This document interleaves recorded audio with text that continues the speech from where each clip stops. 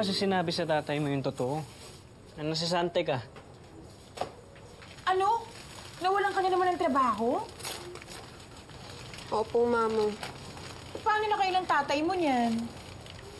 Kaya nga po ayoko munang sabihin sa kanya.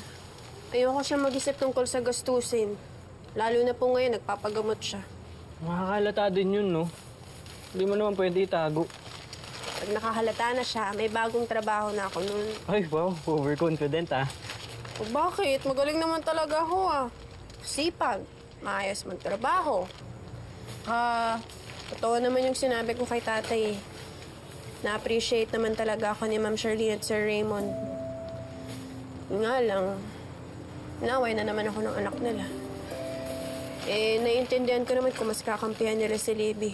Siyempre, anak nila yun, eh. Pero yung mawalan ka ng trabaho dahil sa kamalditahan ng anak nila, mali yun. Hindi dapat yun.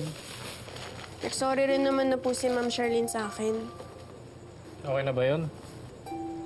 Okay na rin yun. Ang mahalaga, nawalan man ako ng trabaho.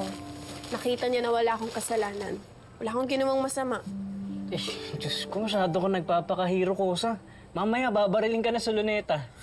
Loko ka talaga. Napatawa lang kita. Ano ba?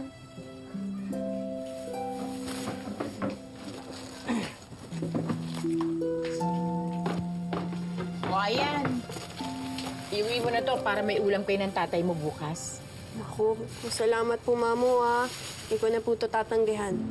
Pero pangako ko po sa inyo, pag may trabaho na ako ulit, bibilan ko kayo ng bagong damit sa ukay. Ay! Narinig ko talaga ba? Pusha ha! Favorite ko yun eh.